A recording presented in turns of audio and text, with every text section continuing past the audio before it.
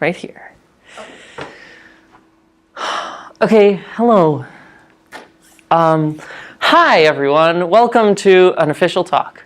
This is very official. It's lovely to have you all here. Thank you all for being here.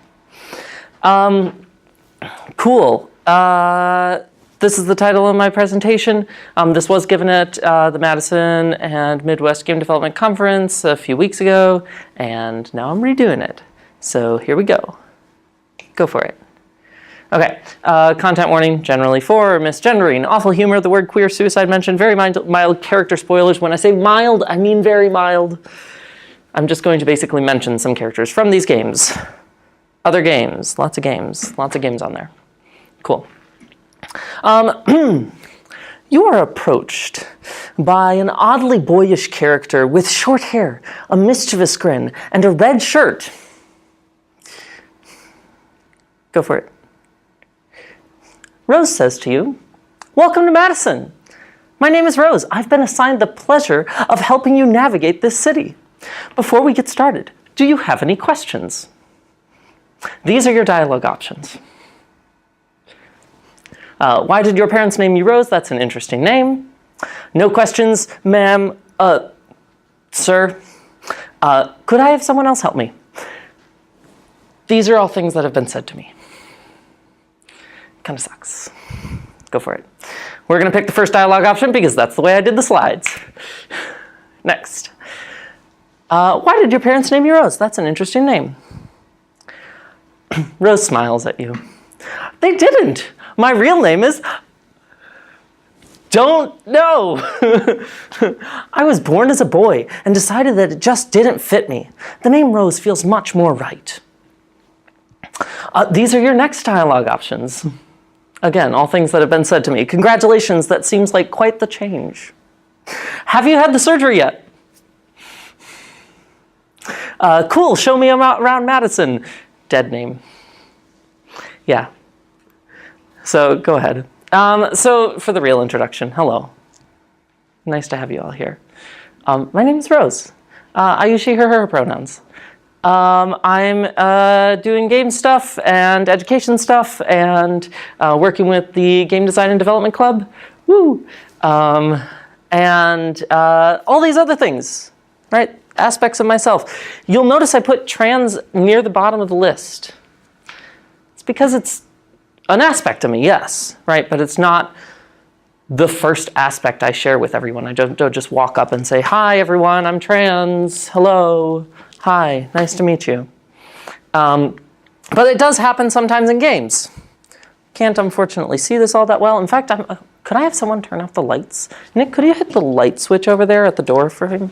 Sure. Thank you, I appreciate that. Yeah, that's much better. Sorry, thank you. This is Mass Effect Andromeda. It's a game that came out in 2017.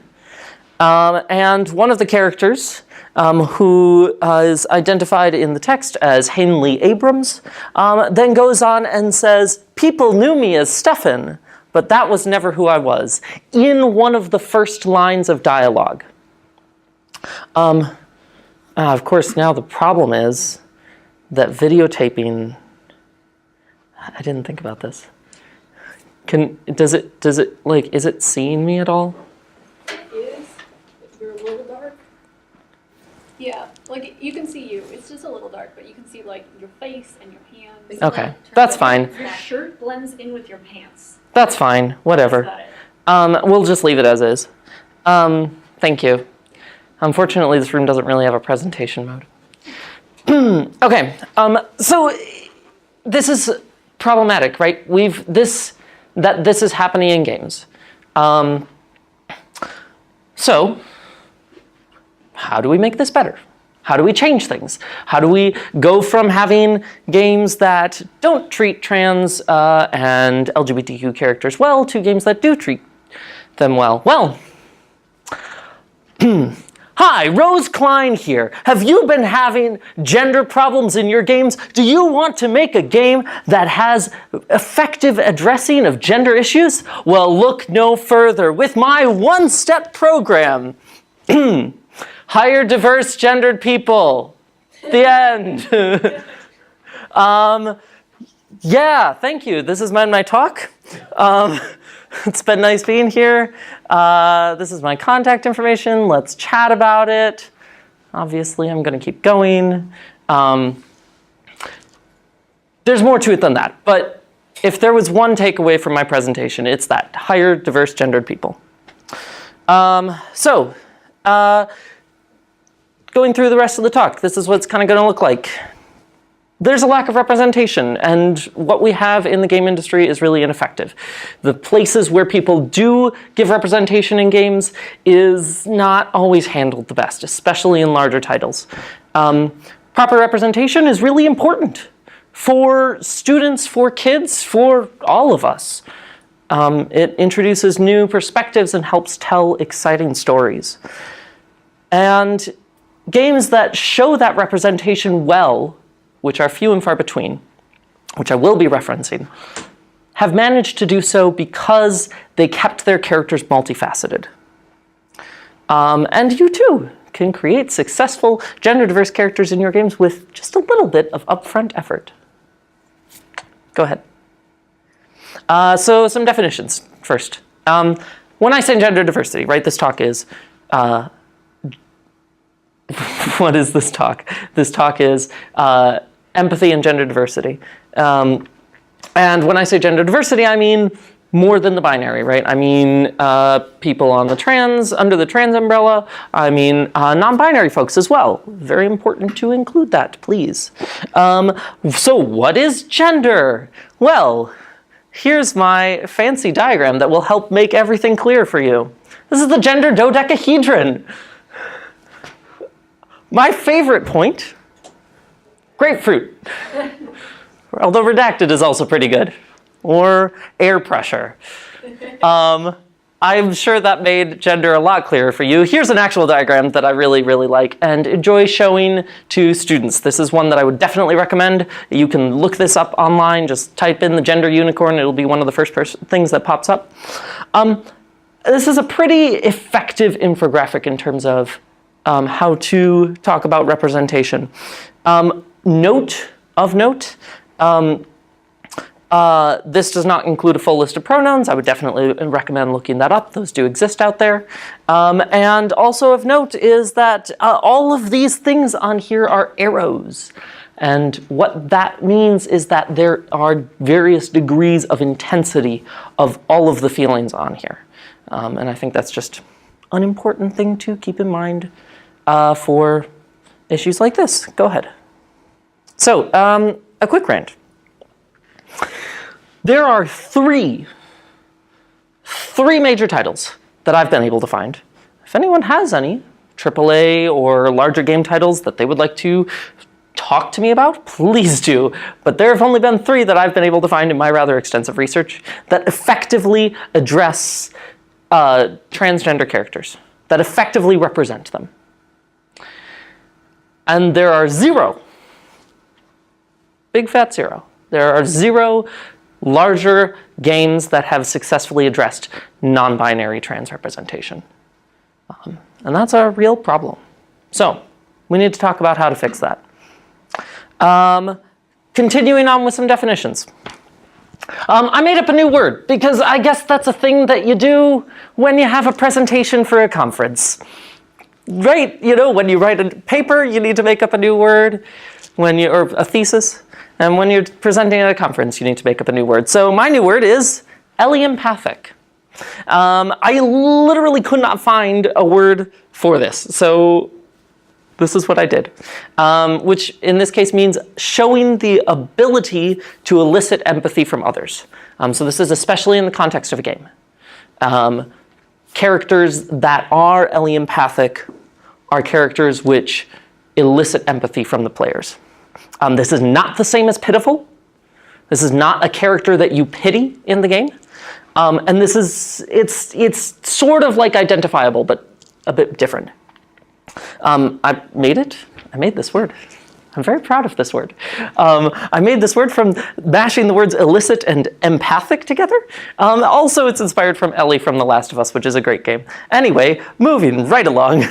So allempathic gender diverse characters are characters who, despite their gender diversity and through their gender diversity, right, because it's an aspect of them, even though it's not all of them, it is an aspect of them, through their gender diversity, elicit empathy from the players of that game. So this is a problem, right? We have blatant discrimination in games, including things like over-sexualization and just don't do this. I feel like this should be obvious, but I still feel like I have to say it because it still shows up in games. Sometimes people do this sort of stuff. But I'm here more to talk about the more nuanced approaches that have been taken that are not always as good to this. So what we're here to talk about is ineffective representation of in games, not just blatant discrimination. This is a screenshot from The Legend of Zelda, Breath of the Wild. If any of you haven't played it, I would actually highly recommend playing it. It's a lot of fun. One of my favorite games of recent. But it does have some really representation of trans characters, or trans character singular, because there's only one, as Nintendo is prolific in doing.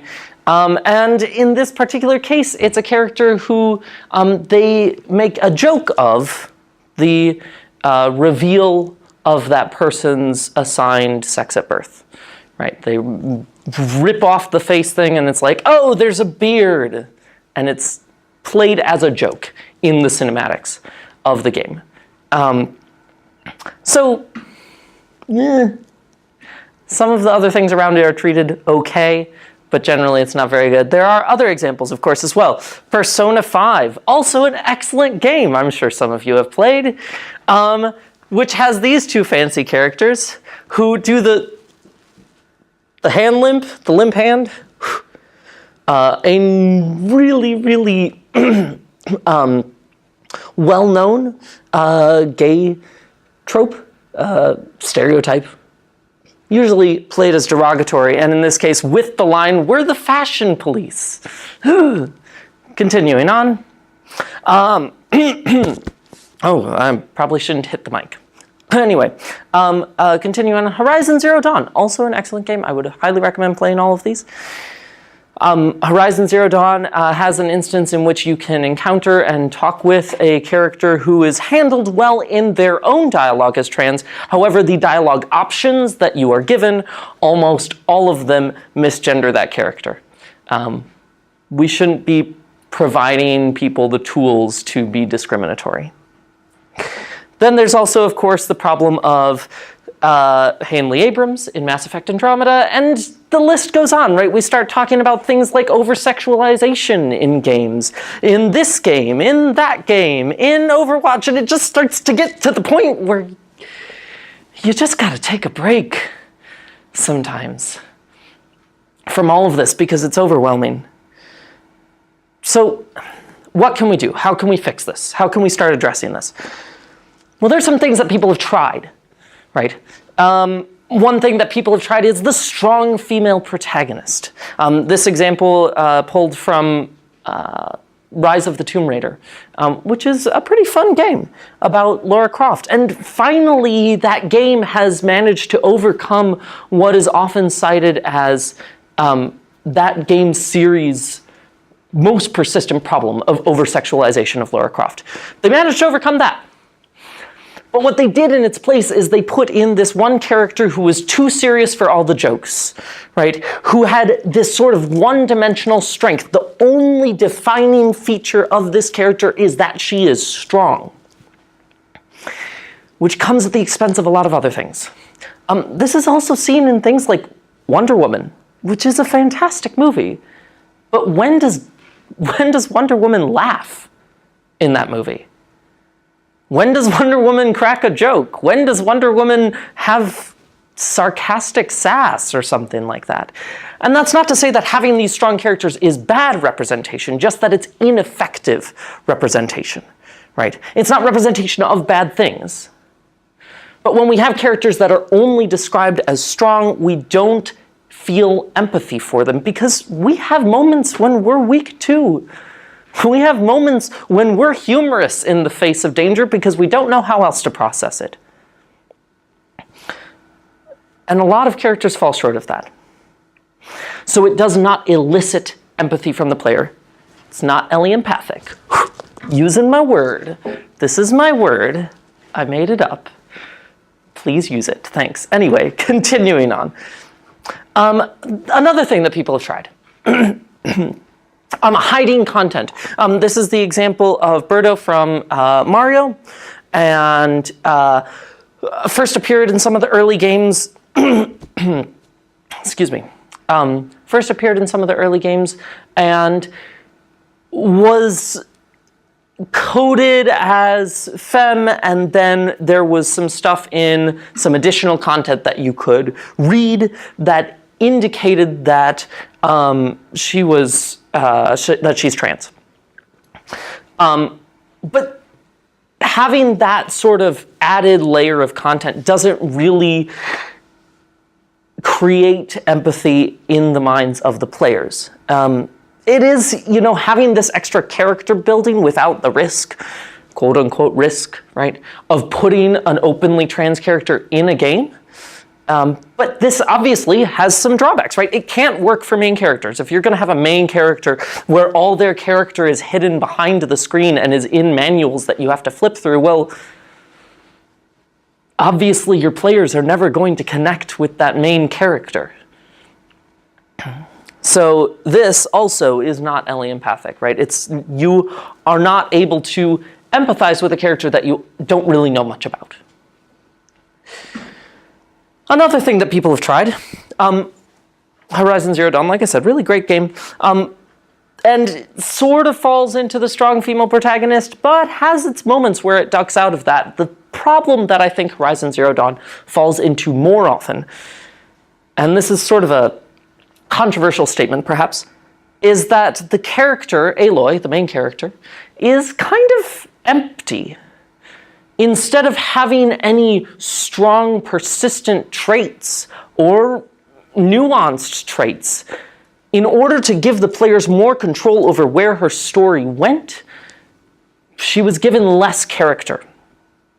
A side note, I think things like Assassin's Creed Odyssey do a really good job of balancing these things in terms of having characters that have depth while still allowing the players to create choices within their own world. So I would definitely recommend looking at that if you're concerned with having narrative or character depth while still allowing narrative choice.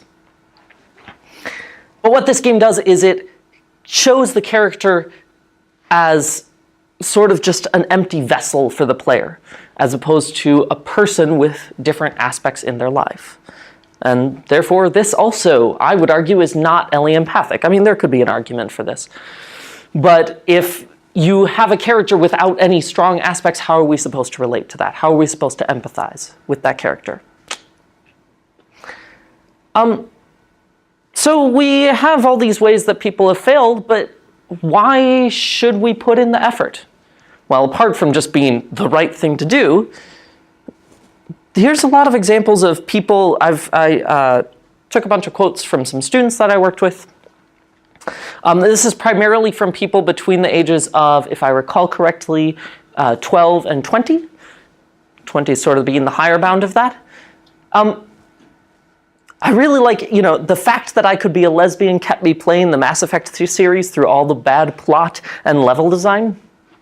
And this is also one of my favorites. Dream Daddy was mind-blowing. I didn't even know you could be that gay in a game. Or in Skyrim, you can be a gay lizard who smashed things. So it's really important, obviously, for students, for the youth, but also just so that people can empathize with these characters, that we create these effective empathic characters in our games, especially ones who are gender diverse.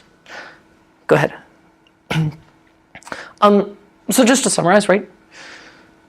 Diverse characters allow more players to see themselves in the games, and therefore you are expanding the player base of your game. If you build a game that has diverse characters in it, you are attracting those diverse people. Also, the queer community is growing.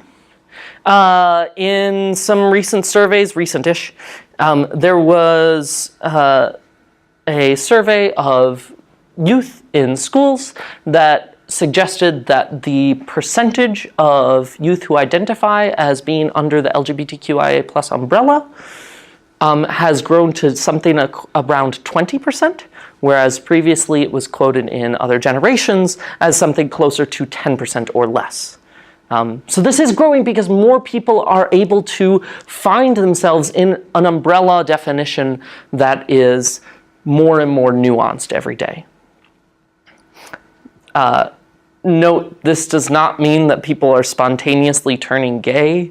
That's a load of BS. Please don't ever listen to anyone who says that. So having these diverse characters also allows people to reflect on the society they want their world to be. By having a game that includes diversity in a positive manner, you are kind of contrasting with some of the ways that the real world is right now, which can be a very interesting thing to do. Also, this is telling stories that are new to the industry. We don't have many games that have, come on in, we don't have many games that have LGBTQ characters. So let's make more. Also, by doing this, you're supporting underrepresented developers. So that's always a good thing. Go ahead. So how do we do this? How do we do it? We've seen all the bad examples. How do we do it well? Well, there are some games that do it in certain aspects of this well. One game is Overwatch, I would argue. Because when it features women in games, it's doing so with this sort of variation of different aspects of these characters. Diverse body types, nationalities, ethnicities, and so on. Now, of course, there's still the continuing fight against sexualization. We've seen this back in the day with the Tracer animation pose, with the Tracer pose controversy, where Tracer's pose that was given out by Blizzard was a bit really very much over-sexualized and not fitting with the character. But there's sort of been this balancing act where the community and the dev team have actually gone, I would argue, and taken major inroads into making these characters diverse and interesting. There's a lot of variation of different metrics, including the character's femininity, right? We're kind of playing with these characters' expression of their gender a little bit. One thing that is slightly problematic with this, which has especially coming up in light of the recent character release of Ashe in Overwatch, is that a lot of the characters' faces, the women who are in Overwatch, their face models are very similar, which I hope is something that Blizzard takes care of soon. But despite that, their silhouettes and their body types are actually a very good example, right? We can see both good and bad examples in this. A very good example of metric variation, these variations along multiple axes of the character. How do you represent queer folks in games? This is the reason why I grabbed Ellie Empathic as the word, right? I said Ellie Empathic was inspired by Ellie from The Last of Us. I love this game. Anyway, Ellie from The Last of Us is a fantastic character. She has dimensionality. She has lots of aspects of herself. But most importantly to me, in this case, it's not that her only aspect or her defining aspect is her being queer. It's something that comes up later in the game, but it's something that comes up and is a defining characteristic of her, but is not right there out in the front. It's not the first thing you see, because she has other aspects of herself as well. So this is a really good example of an Ellie Empathic character, obviously, because I stole the name from that, in part because of that. Go ahead. How do we feature trans folks in games? Well, Dragon Age Inquisition does a really good job. This is Krem, a fantastic character in Dragon Age Inquisition, who is canonically trans in the game and is handled really well. And part of the reason that it was handled, that they were handled very well, is because the character of Krem, his character was written with and in collaboration with members of the trans community. So the devs intentionally reached out, even though he wasn't written necessarily directly by members of the trans community, which would have been better. But the devs took that step and reached out to members of the trans community and really saved what could have been an awful, awful character in a game, such as the character of Hanley Abrams that I pointed out earlier, which thankfully has been fixed. One slight problematic aspect of this is that Krem is voiced by Jennifer Hale, who is a cis woman, cisgender being the opposite of transgender, and which obviously not that great.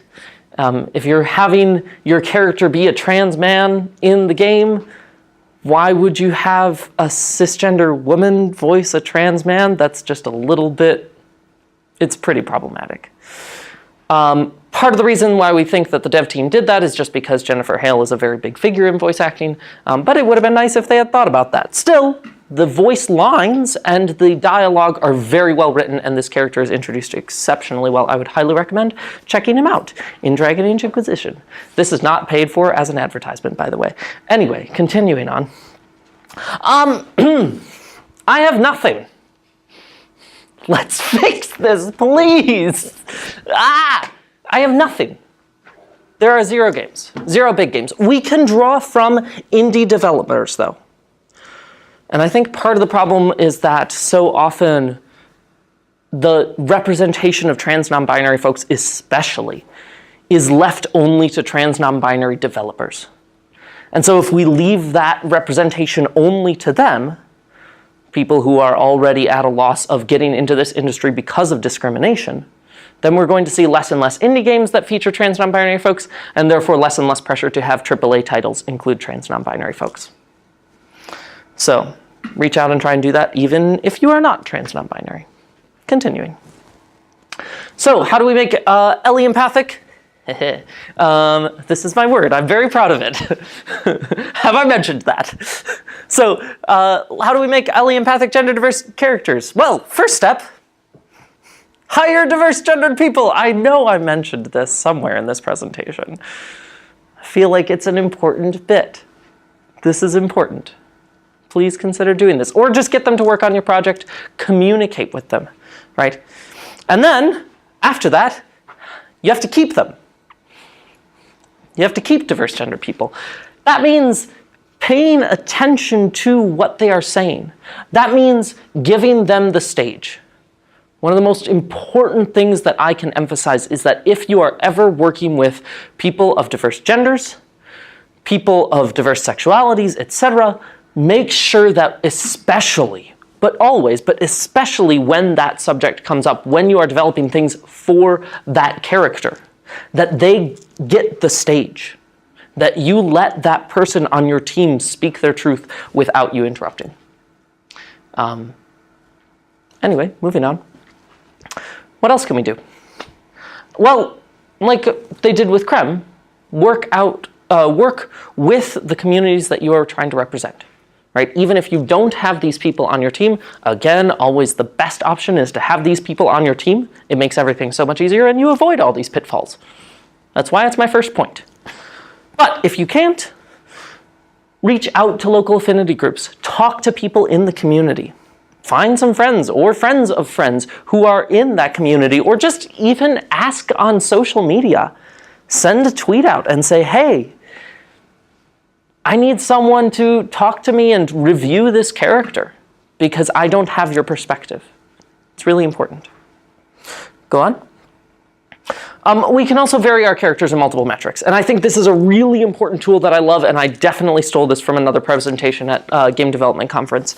But having characters that are varied in multiple metrics is incredibly useful as a tool to developing interesting characters. What I would honestly recommend is just write out all of the immensely innumerous options for these and just roll a dice. Randomize these as much as possible and see what characters come up, because I guarantee you it'll be interesting. If you just write out all the things that you might want in your game for these and just roll on a table, there you go. You have some really cool characters there. And what that allows you to do is also create characters that are diverse in their appearance and that are easily identifiable. which goes miles and miles towards helping your players empathize with and understand and identify those characters. Moving on.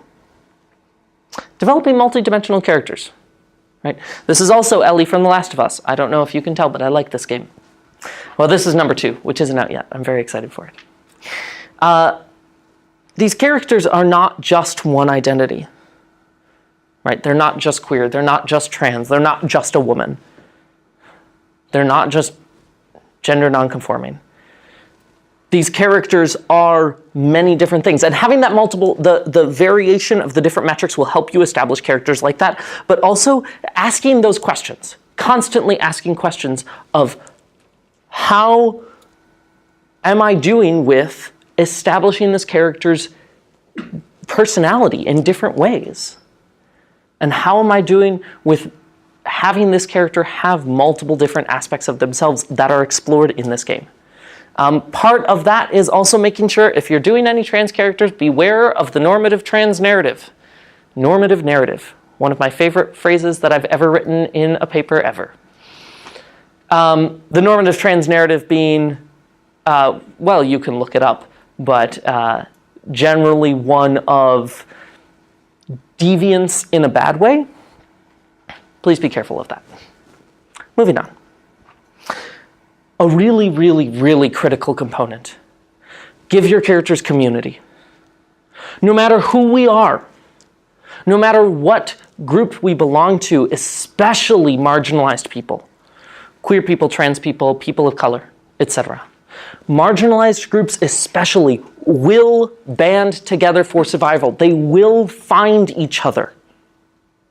So if there's any hope ever in your game that your character would possibly find another person like them, put them together right away. Have them have that community, because that is one of the most critical aspects of making these characters realistic. This is something I see almost never in games. And I think it's incredibly important, because this is real life, right? New York Pride Parade. We band together, we find each other. So this helps make sure that you're not just writing another tragic trans character, that you're not just writing another tragic story of the one person who's the only person like themselves, woe is me, and then bad things happen to them. Let's not write that again. It's an overplayed trope. Continuing on. Oh, hey, this is almost the end. Okay, cool. What did I write on here? Oh, yeah, just some possibilities for also having your characters be interesting in different ways and Ellie-empathic in different ways. Ellie-empathic meaning eliciting empathy from the player. You can also do this in terms of the animation, in terms of the framing of the character, and I'm not going to talk about that right now, obviously, because we're on the parting words screen, which means I'm at my end. But making your characters elicit empathy in multiple ways is definitely possible. And I think one of the most important steps, again, towards that is making sure that they have multiple metrics, that they are multidimensional in the ways that I've talked about. And again, one of the best ways to do that, hire diverse gendered people. That's it. That's the end. I think we're done. Thank you all for being here. Eat cookies.